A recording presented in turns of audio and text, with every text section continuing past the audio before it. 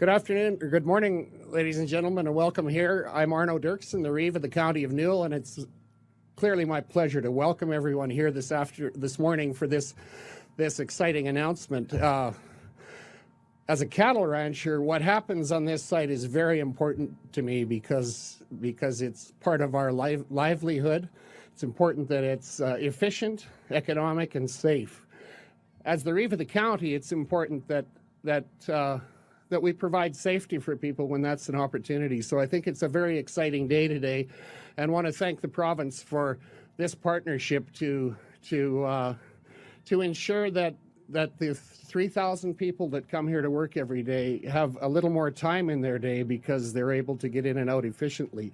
That's pretty exciting. I'm not going to go into the details of this. I just want to say what a privilege it is for the county to partner with the province on getting this project done. I will say that don't read anything into the April 1st announcement. This is going to happen. So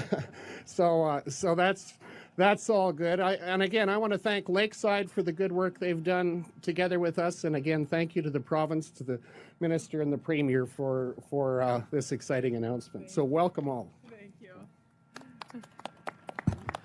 Well, thank you. I know that Brooks is the city of, 1,000 hellos or 100 hellos? So I don't know how many of you celebrate April Fool's Day in the country of your origin, but this is not an April Fool's Day joke. If you don't know what we're talking about, then ask your neighbor, because somebody will. But it is also my birthday today.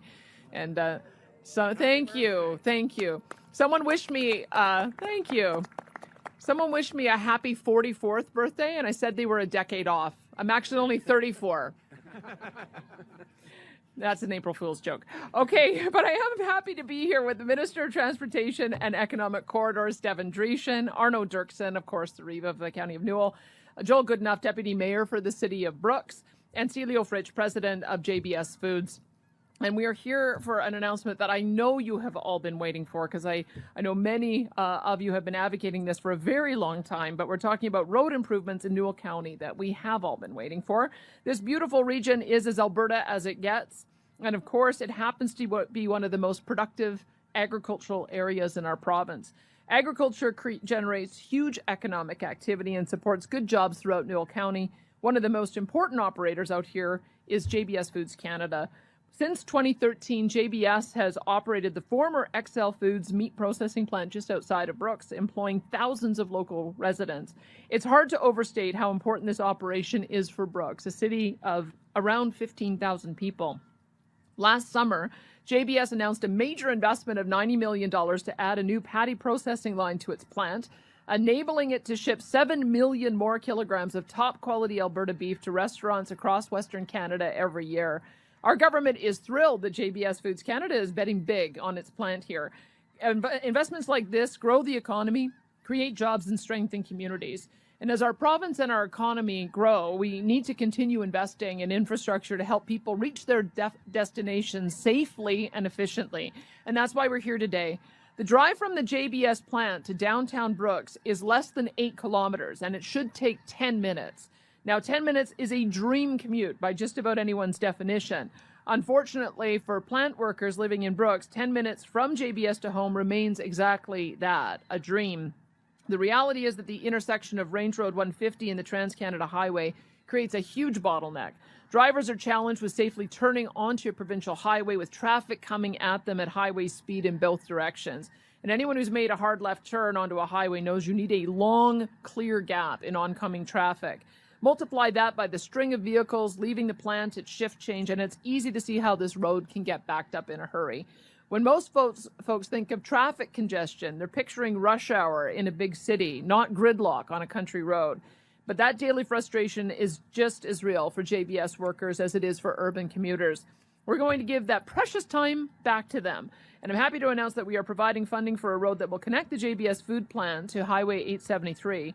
This will enable plant workers to bypass the congested intersection and use a quicker, safer secondary route, cutting up to 45 minutes off the time it takes workers at the plant to get to and from work each way so that they can spend less time stuck in traffic and more time doing other things. The JBS Foods plant is growing, just like Brooks and the rest of Newell County, And this project will support that growth, improve the road infrastructure in this key part of Alberta, and enhance the quality of life for the people who live here.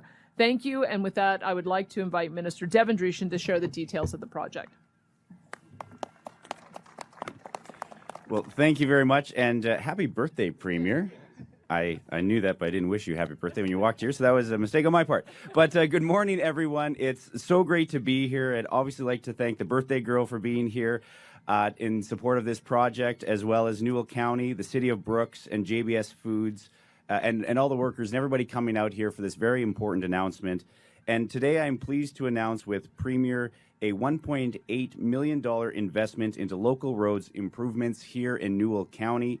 Now, this funding includes a $1.2 million grant from Transportation Economic Corridors STIP funding program, which is the Strategic Transportation Infrastructure Program, as well as another $600,000 that will come from the Provincial Capital Maintenance and Renewal Funding Program. So as the Premier mentioned, the improvements will facilitate better traffic flow and enhance safety with a road connecting the JBS food plants to Highway 873. This will also provide a safer alternate access to and from the JBS plant. And Newell County will actually be delivering this project with our provincial funding to support and actually pay for the project. Now, Highway 1 is a major economic corridor in Alberta. About 8,500 people use it every day in this area. And now to get to JBS Foods plants, employees usually have to turn off of Highway 1. And this is important because, as folks here likely know, congestion is becoming a significant issue through this area. Now, this extra traffic is not surprising, as we've seen Newell County and the City of Brooks grow with the expansion of the JBS food plant. Now, drivers can sometimes spend up to an hour leaving the plant after work just to get home at the end of the day because of congestion caused by getting onto Highway 1. So it's clear that we need some better options for folks in Newell County and the Brooks area. Building a better connecting road to Highway 873 will enable traffic to flow more efficiently in this area with less congestion and shift volume away from Highway 1. Now, the design is done and the construction tender will be out shortly. And this is just another example of our government making investments to develop and to maintain municipal transportation infrastructure by partnering with municipalities to benefit all Albertans. And with that, I'd like to invite Joel up from Brooks. Thank you very much. Thank you very much. Well, thank you very much. I want to welcome you to being here today. We, as the City of Brooks, on behalf of Mayor Petrie, myself, we are excited for this amazing announcement. This is a project that we have been hoping for many years, and we are excited as we represent you, the residents of the City of Brooks, to be a part of this. We are thankful for the County of Newell and for JBS and for the government of Alberta in seeing the needs of seeing that our residents get home and arrive safely and get to work safely on time. Also, I want to thank you for being a part of this today, and that is my comments. Thank you.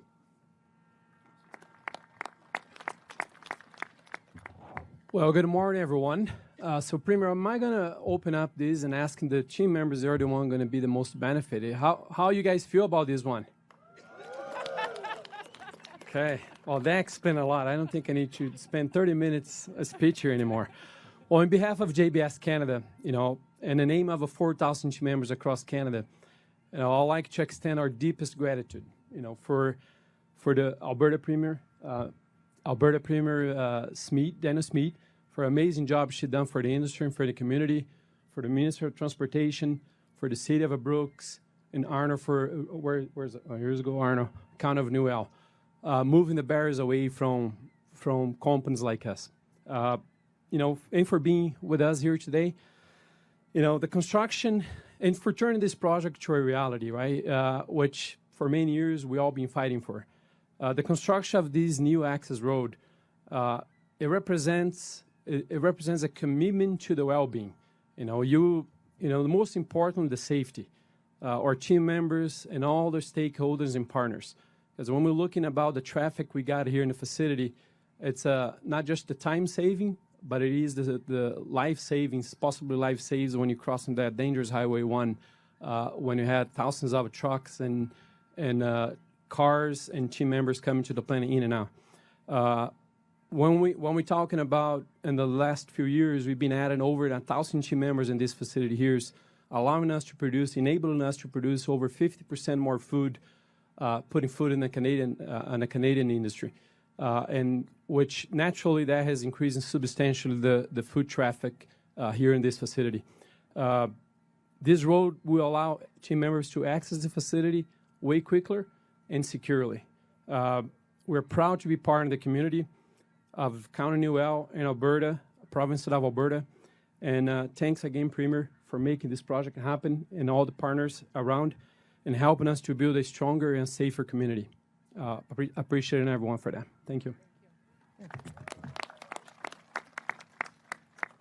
Thank you to all of our speakers. We'll now head into the media Q&A portion of this announcement. For media here and on the phones, we'll be taking one question, one follow-up today. I know we have at least one local outlet here. I just asked if they're the first up at the podium. And for a rather large audience that we have here, just know that you probably won't have all these questions coming in on topic, as there's a lot of other news going on in the world. And with that, we'll go to our first at the mic. Can I just say I want a hug from Biscuit at the end of this. To the Premier, Eli Ritter, Chat News. Happy birthday. Thank you. First off.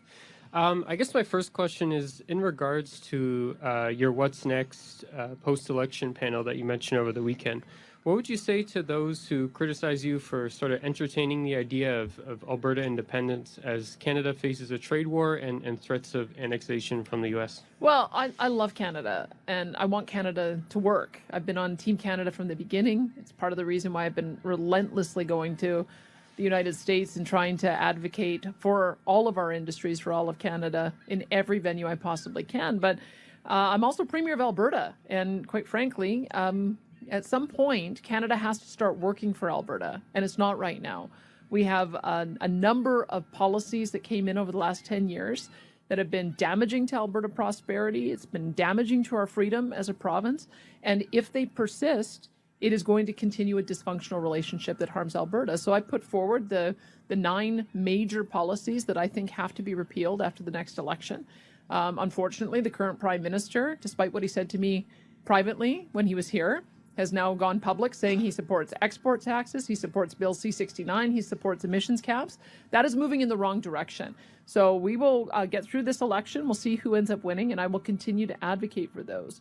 And that's part of the reason why I will do a What's Next panel. We did that when when my predecessor came in to hear some of the concerns that Albertans had about how to repair the relationship with Canada at that time.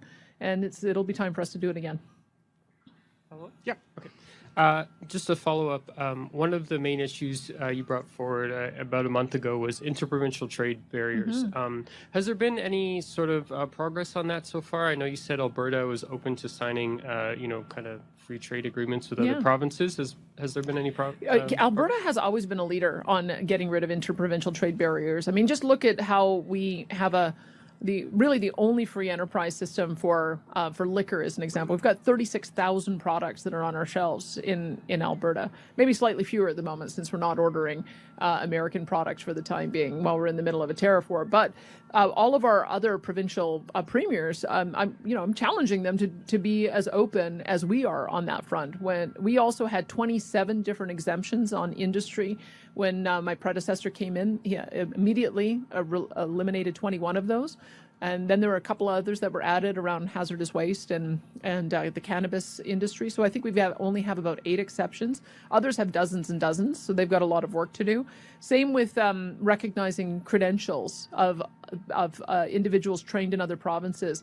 There's only about 8 different professions that we have extra training for because we have a higher level of care that they're allowed to deliver. For instance, we allow dental hygienists to do anesthetics and sedation. And so those are the kind of things that we think are reasonable, but we're challenging the other provinces to do the same. I'm encouraged to see that Nova Scotia is putting forward a sweeping mutual recognition piece of legislation. I'd encourage other provinces to do the same. We're prepared to do unilateral recognition if we can't get mutual recognition, because that's how important we feel it is to be able to have that mobility. And maybe something that will make a difference to JBS is one of the big projects we're working on is being able to have truck transport across the country, not face different rules. So we want to be able to have a truck loaded up in Vancouver and then able to get across the entire province without having to worry about different weights and axles and widths and colors of ribbon for safety that is on the back. Like those are irritations for our trucking industry and creates barriers of transporting goods east-west. So that one is well underway to create mutual recognition on that one as well. Yeah. Hello, thanks for taking my question. Anne-Marie Tricky with CBC Radio-Canada. So again, on this tariffs, of course, tomorrow is when we're expecting Trump to announce his tariffs. I just wanted to talk about your strategy about, speaking to American media, politicians, personalities.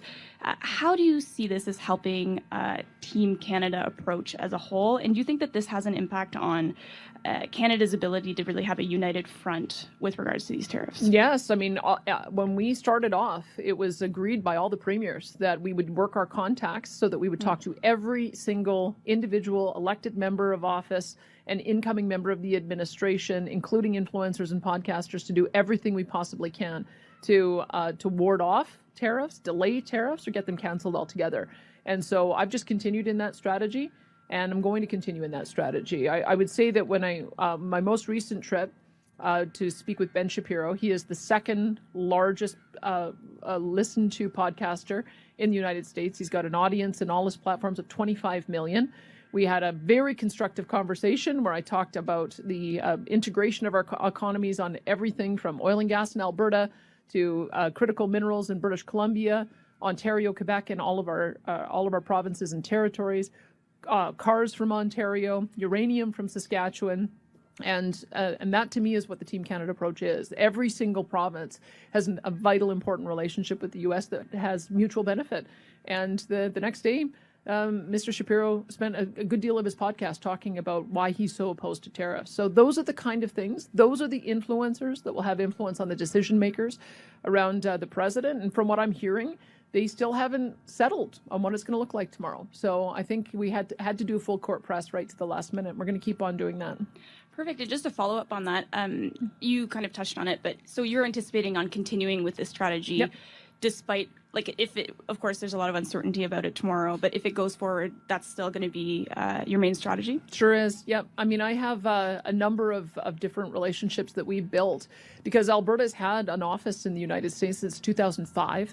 We've had a representative there representing our government for a number of years. We've built great relationships across party lines, both Democrat and Republican. It has served us well. We would have been prepared if there had been a different approach, or if the Americans had gone Democrat as the approach that we have going Republican. And that's what you're supposed to do. That's what diplomacy is that you're supposed to talk to both sides of the aisle because you never know what the voters are going to do. And I think that perhaps that's why our strategy has been a bit more effective. We actually knew who to call, and we had relationships with people who are decision makers.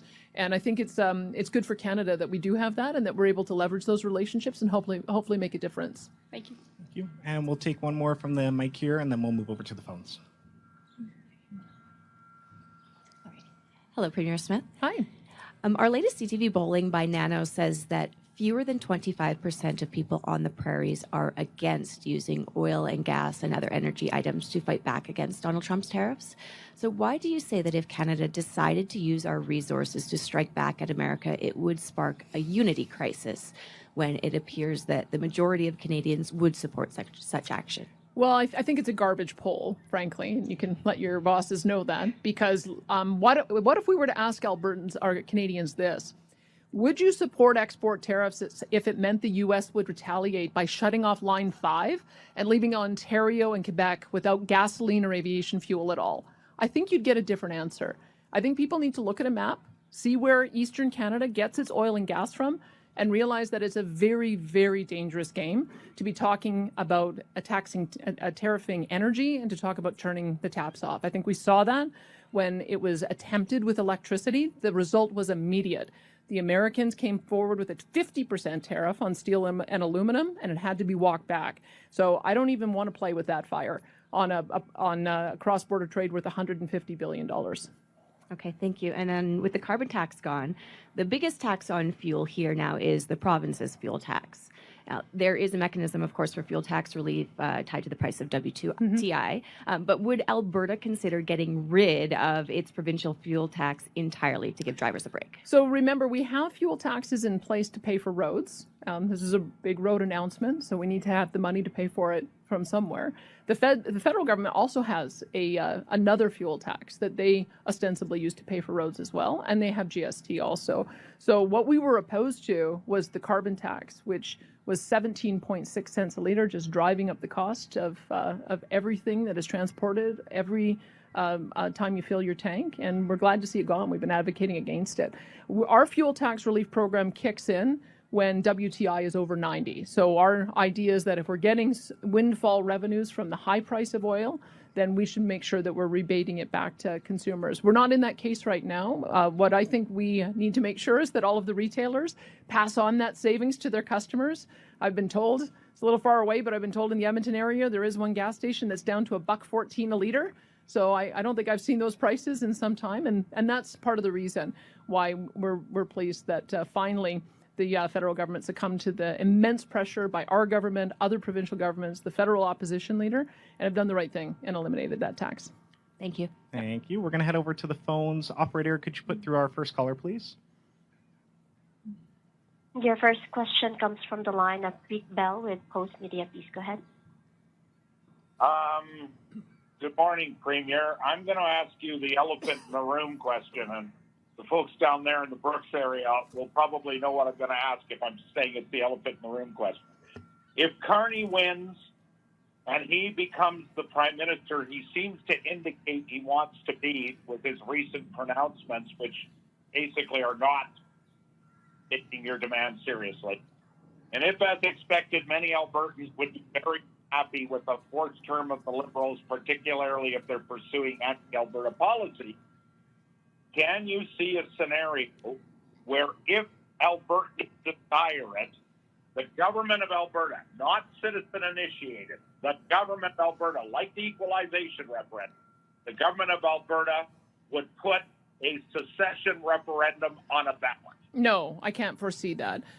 We do have citizen-initiated referenda, and it will be up to Albertans to decide what kinds of questions that they want to put forward. I don't think we've seen any successful citizen-initiated referenda yet, but that's the mechanism for things like that. For my part, what I'm going to do is continue to advocate for whoever happens to be the prime minister to make good on the 9 things that we want changed. We want to see an end to emissions caps. We want to see an end to net zero power regs, net zero vehicles, net zero building codes. We want to make sure that we control our own environment for methane emissions. We want to make sure that we don't have a ban on tanker traffic off the West Coast, that we have control over our process to approve pipelines with an end to Bill C-69 and a couple of other things. Those are things I'm advocating for, and I will continue advocating for them after the election. I will give whoever happens to be in the chair 6 months to make good on trying to address some of those critical problems for Alberta. And then at the same time, I'll be going across Alberta on what I'm calling our What's Next panel to see what kind of feedback we get. But we can't stop trying to get the right policies in place. As I mentioned, we have a prime minister right now who says one thing in English, one thing in French, one thing in Eastern Canada, one thing in Western Canada, one thing to me, and then one thing to when he's asked by the media. So I don't actually know what this prime minister is going to do. I'm not encouraged by that flip-flopping so far, but we'll see what happens after this next election. But those are bottom line things. If you want to get pipelines built, if you want to get corridors established, if you want to open up markets, you have to get rid of all of the policies that are dampening investment in our country, and you can't have it both ways. So I'll continue pressing for it, and I hope there's a change of heart after the election. Well, my supplementary is you during the Trudeau era, and even now in the very brief, and hopefully it will remain brief, Carney era, you have made many submissions and many requests of the Liberal government. And why would you rule out putting secession, not citizens, the government putting a secession referendum when that would be the attention grabber of all attention grabbers. That would be on the front page of the New York Times, the Washington Post, Fox News, BBC. It would be a global story if Alberta actually did that, as happened in Quebec very effectively. They never passed a secession referendum, but they had two of them, and boy, did that get the rest of Canada's attention. Why would you rule out a secession referendum for your government to put it on the ballot? I got a mandate to try to fix Canada. I got a mandate to try to make Canada work. And that's what I've been working towards relentlessly over these last 2.5 years. As you know, we did put in place a process for citizen-initiated referenda, and I leave it to Albertans who may feel differently to put forward a petition campaign. But I think my job as an Albertan and as a Canadian is to try to put on the table the issues that are causing grave tension in our federation and to solve them. And I'm going to look at it on the positive side, because what I have observed is that it may be that the current prime minister doesn't get it, but all of the other premiers do. And we have consistently, for the last number of meetings, signed on to communiques talking about how we're going to build economic corridors. This last one, economic corridors with oil and gas and transmission lines, rail lines, and new highways and other infrastructure in those corridors. And so I believe there's goodwill on the part of the other premiers. The problem is, unless we solve those federal barriers, we're not, it's just words on paper. So I'm going to continue to use sort of that newfound sense of esprit de corps with my fellow premiers.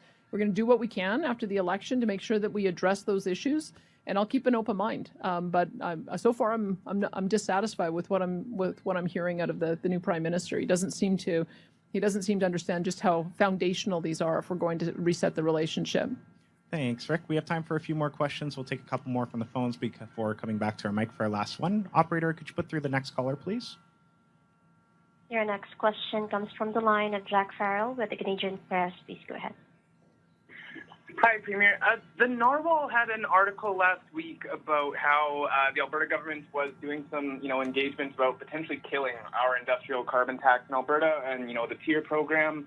I got told by Minister Scholl's office, that we are doing a review of TIER. I'm just kind of hoping that you can kind of give me the firm answer on, is Alberta planning to kill its industrial carbon tax? The answer, it has to change. I think there's no question about it. We had to sign on to federal stringency requirements and escalation requirements that the industry keeps telling us are going to be incredibly damaging to investment, especially with the change of heart in the United States. So we have to figure out what that right level is, how the program should look. But those are very much active consultations right now. What I would say is we've had industrial pricing since 2007. And it has stimulated so much investment in new technologies. And I believe that technology is going to solve all of our emissions problems. So there will be perhaps a modification of what the current program looks like to make it work better. But we haven't settled on what that pathway is just yet. And I guess to follow this up, and for the past month or 2 months now, kind of through your political life, you've always advocated for increasing oil production in Alberta, and as of late, you've been saying we want to double it here, and we all know that technology can't or hasn't kept up with the pace of production, and keeping emissions down, the technology isn't quite there yet to do it successfully. So how do you kind of foresee this future where if we do double production and we get more pipelines and oil production really ramps up, that we don't have the technology in place to kind of protect us from those obvious outfalls that we see? Well, I beg to differ. I think the federal government just filed a report internationally that showed that we actually are seeing a decrease in emissions from oil and gas, and there's a lot of reasons for that. We've decarbonized, of course, on our electricity grid. We have also seen a decrease in methane emissions by 45% from 2005 levels. And we are using carbon capture, utilization, and storage technology at scale. In addition, I would point out that oil and gas have a lot of uses other than burning it. There's petrochemical industry. There's asphalt. So we have a large number of non-combustion and construction uses for the products that come out of the ground. I think that has to be factored in. But more importantly, we've seen that some of the proposals that companies are putting forward are for additional carbon capture, utilization, and storage, decarbonizing the production through low emissions technology, whether it's natural gas with carbon capture or whether it's potential small modular nuclear or geothermal, or perhaps we build some transmission lines so we can get hydro across the country. Those are other aspects. And we also have a demonstration project in central Alberta for direct air capture as perhaps a way to finish the last mile. So I wouldn't rule out this industry. This industry started off thinking the only thing they wanted from a barrel of oil was kerosene. And now here we are today with 6,000 products that come from a barrel of oil. So I have every expectation that the industry is going to find the answer.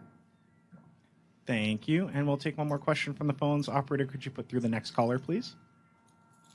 Your next question comes from the line of Chris Varco with Calgary Herald. Please go ahead.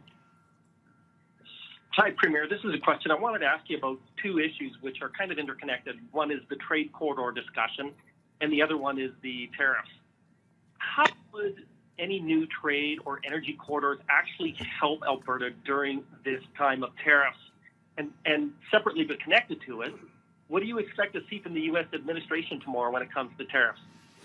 I'll finish with the last one first. It's hard to predict the U.S. president, and I don't really want to get ahead of myself because I don't want to you never want to be wrong, but my inclination from what I've heard from different different administration officials is that it looks like it's just going to be sectoral application for the most part, and then they talk about reciprocal tariffs, and so we don't have any tariffs on their oil and gas, so I'm assuming that means that they're not going to have tariffs on our oil and gas. I think for the bulk of our food production, with the exception of supply management, I think we also don't have tariffs, so I would expect that our food production should also be tariff-free. He's quite clearly concerned about the auto sector, pharmaceuticals, semiconductors, steel, aluminum, and timber and supply managed industries. So I'll be watching to see what that looks like there. But we've been making the argument that raw materials and intermediate goods should not be tariffed at all because those go into making value-added products. And I'm hopeful. That's what I'm hoping to see tomorrow. But we really just won't know until we see the result. They seem to be. I've been saying this from the beginning. They seem to be really irritated by national sales taxes because, of course, the Americans, although they have state and local sales taxes, they don't have a national sales tax. So if you read any of the work of the economists advising the president, it seems like that our GST, or harmonized sales tax, is what they really look at as a form of tariff. It isn't, but that's how they're looking at it. So that's maybe where it might end up falling, is if they're going to try to put a border adjustment tax in that's equivalent to that. That would be what I'll be looking for tomorrow.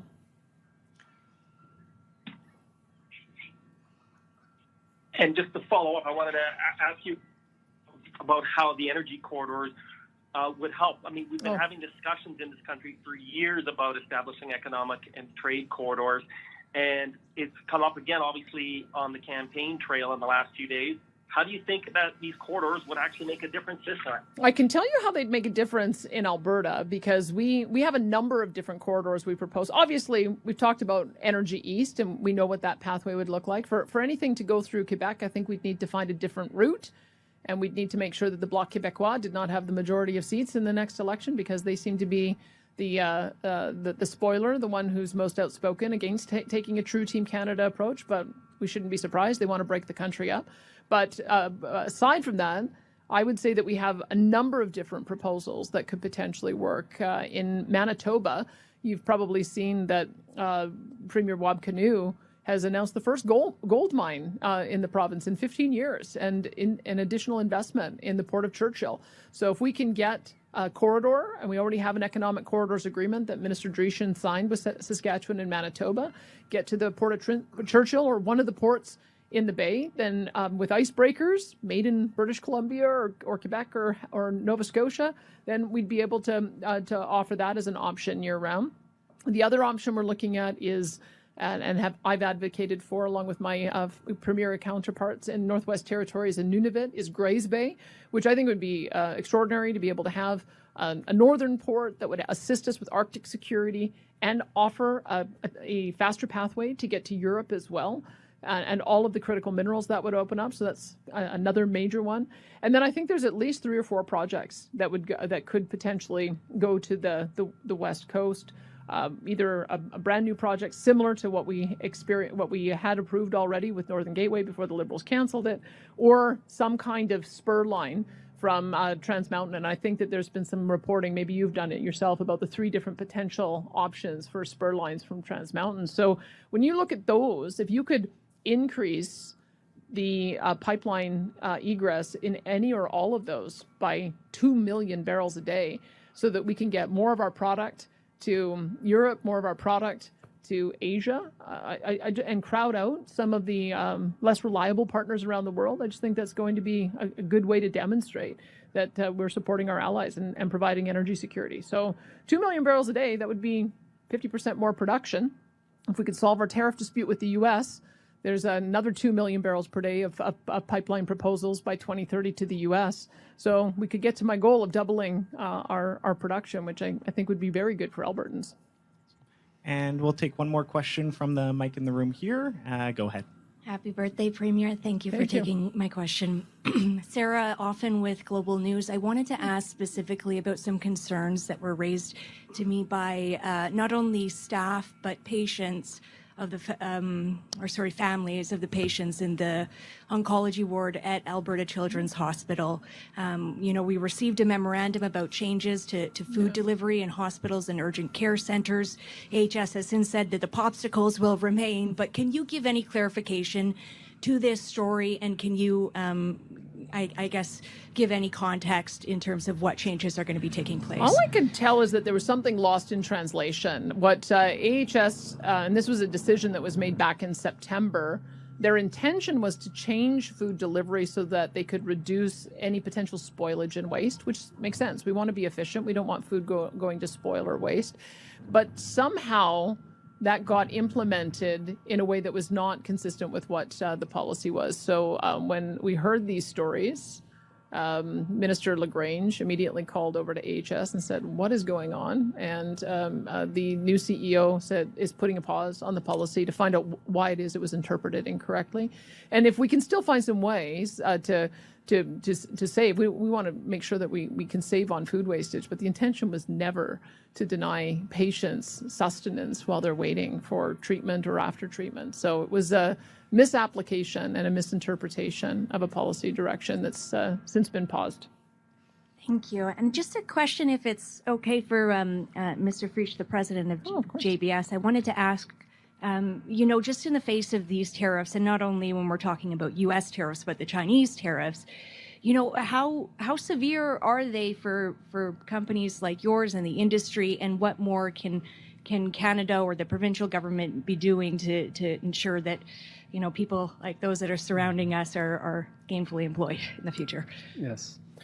Well, I can definitely, it's not for lacking of effort. The Premier is being very relentless, talking to the industry and talking to us to mitigate the risk.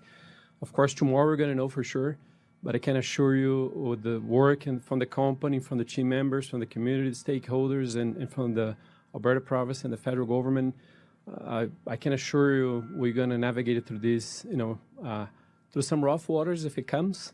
But there's alternative solutions for that for sure. And the typical crisis moments is when we learn the most, and we learn a lot about our future opportunities.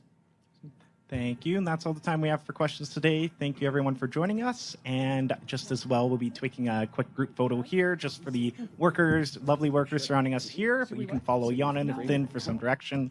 We'll just head off to our right beside the podium.